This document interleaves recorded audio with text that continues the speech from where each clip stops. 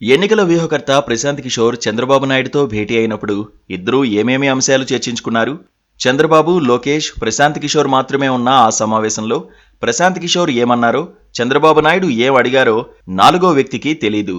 కానీ రకరకాల ఊహాగానాలు మాత్రం షికారు చేస్తున్నాయి. ఈ భేటీ గురించి పాలక వైఎస్ఆర్ కాంగ్రెస్ పార్టీ ఒక విధమైన ప్రచారం చేస్తుంటే, తెలుగుదేశం పార్టీ దానికి పూర్తి విరుద్ధమైన అభిప్రాయాన్ని వైరల్ చేస్తోంది. ఈ భేటీలో జనసేన ప్రతినిధులు ఎవరూ పాల్గొనలేదు కాబట్టి ఈ పీకే ఏం చెప్పారో జనసేన అధినేత పీకేకి కూడా తెలియకుండా పోయింది. అయితే తెలుగు రాష్ట్రాల్లో ఇప్పుడు ప్రశాంత్ కిషోర్ ఏమన్నారన్న దానిపైనే సర్వత్రా చర్చ జరుగుతోంది. పీకేగా పాపులర్ అయిన ప్రశాంత్ కిషోర్ నిన్న కాక మొన్న ప్రత్యేక విమానంలో గన్నవరం విమానాశ్రయం వచ్చారు. అక్కడి నుంచి నేరుగా చంద్రబాబు నివాసానికి వెళ్లారు. ఇద్దరూ కలిసి 3.5 గంటల పాటు చర్చించుకున్నారు. అంత సుదీర్ఘకాలం పాటు జరిగే చర్చలో చాలా విషయాలు రావచ్చు. అయితే వాళ్లు ఏం మాట్లాడుకున్నారో తెలియాలంటే చంద్రబాబు అయినా చెప్పాలి, లేదా ప్రశాంత్ కిషోర్ అయినా చెప్పాలి. కానీ ఆ ఇద్దరు నోరు మెదపడం లేదు. దాంతో రకరకాల పుకార్లు షికారు చేసేస్తున్నాయి. ఎవరికి తోచిన ప్రచారాలు వారు చేసుకుపోతున్నారు. వాటిలో ఎంత నిజం ఉందో ఎవరికీ తెలియని పరిస్థితి నెలకొంది. రాజకీయ వర్గాల్లో మాత్రం ఈ భేటీపై భిన్నాభిప్రాయాలు వ్యక్తమవుతున్నాయి. ప్రశాంత్ కిషోర్ వచ్చే ఎన్నికల్లో తెలుగుదేశం పార్టీ తరపున పనిచేయడానికి ఆసక్తి చూపారని ఒక వదంతు పుట్టింది. వైఎస్ఆర్ కాంగ్రెస్ ను ఓడించాలంటే టీడీపీ, జనసేన కొద్దిగా కష్టపడితే లక్ష్యాన్ని సాధించవచ్చని ప్రశాంత్ కిషోర్ సూచించినట్లు టీడీపీ వర్గాలు ప్రచారం చేస్తున్నాయి.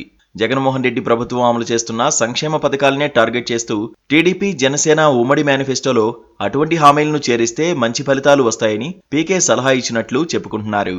175 నియోజకవర్గాల్లో టీడీపీ పరిస్థితిపైన ఆయన వాకబు చేశారని, రాష్ట్రంలోని 3 ప్రధాన ప్రాంతాల్లో వైఎస్ఆర్ కాంగ్రెస్ పార్టీ స్థితిగతులపైన, బలాబలాలపైన చర్చ జరిగినట్లు చెబుతున్నారు. అయితే ఇందులో ఎంత వాస్తవం ఉందో తెలీదు. మరోవైపు పీకే, చంద్రబాబు భేటీపై వైఎస్ఆర్ కాంగ్రెస్ పార్టీ ప్రచారం మరోలా ఉంది. అది టీడీపీకి పూర్తి భిన్నంగా ఉంది. చంద్రబాబు నాయుడు తమ పార్టీ తరపున పనిచేయాలని కోరగానే పీకే సున్నితంగా తిరస్కరించారని వారంటున్నారు. టీడీపీ, జనసేన కలిసి బరిలో దిగినా కూడా వైఎస్ఆర్ కాంగ్రెస్ పార్టీని ఓడించడం సాధ్యం కాదని ప్రశాంత్ కిషోర్ చెప్పగానే చంద్రబాబు నాయుడు నైరాశ్యంలో కూరుకుపోయారని వైసీపీ నేతలు ప్రచారం చేస్తున్నారు. అంతేకాదు 2019లో తాము పీకే బుర్రలో ఉన్న గుంజంతా వాడేశామని, ఇప్పుడు టీడీపీ ఆ పీకేతో ఏమీ చేయలేడని వైసీపీ నేతలు అంటున్నారు. మంత్రి అంబటి రాంబాబు అయితే మెటీరియల్ బాగుంటేనే మేస్త్రీ నాణ్యమైన నిర్మాణం చేయగలడని, టీడీపీ వద్ద మెటీరియల్ లేకుండా పీకే లాంటి మేస్త్రీని తెచ్చుకుంటే ఏం లాభం అని ఆయన లాజిక్ లాగారు. రాజకీయ వర్గాల్లో ఇప్పుడు ఒకటే డైలమా.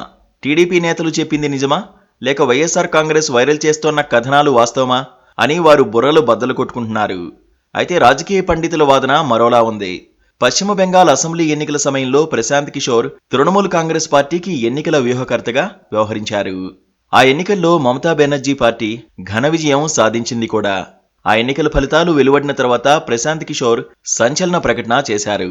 ఇకపై తాను ఎన్నికల వ్యూహకర్తగా ఏ పార్టీ కోసం పనిచేయబోవడం లేదని ప్రశాంత్ కిషోర్ స్పష్టం చేశారు. అన్నట్లుగానే అప్పటినుంచి ఆయన ఆ వృత్తికి గుడ్ బై చెప్పారు. ఆయన రాజకీయంగా ఎదగాలని చూస్తున్నారు.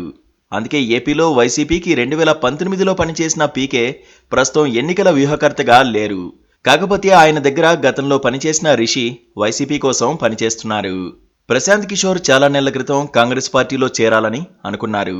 కాంగ్రెస్ పార్టీ బలోపేతానికి ఏం చేయాలో సూచనలు ఇవ్వాల్సిందిగా సోనియా కోరడంతో ఆయన ఓ నివేదికను సమర్పించారు. ఆ సమయంలోనే తనకు ప్రధాన కార్యదర్శి పదవి ఇస్తే కాంగ్రెస్ విజయానికి పాటుపడతానని అన్నారు కూడా. అయితే కాంగ్రెస్ నాయకత్వం దానికి సానుకూలంగా స్పందించలేదు. ప్రస్తుతం ఇండియా కూటమిని బలోపేతం చేసి అందులో ఏదో ఒక పదవిని అందుకోవాలని పీకే భావిస్తున్నట్లు చెబుతున్నారు. అందులో భాగంగానే వివిధ ప్రాంతీయ పార్టీలను మంచి చేసుకునే క్రమంలో భాగంగానే చంద్రబాబును కూడా కలిసి ఉంటారని అంటున్నారు. 2024 ఎన్నికల్లో ఏ పార్టీకి స్పష్టమైన మెజారిటీ రాని పరిస్థితి వస్తే అప్పుడు తాను చక్రం తిప్పాలని పీకే భావిస్తున్నారని అంటున్నారు. అందుకే ఆయన బాబుతో చర్చించి ఉంటారని అంటున్నారు. అయితే వాస్తవానికి చంద్రబాబు, పీకే ఏం మాట్లాడుకున్నారు అన్నది మాత్రం సస్పెన్స్ గానే ఉంది.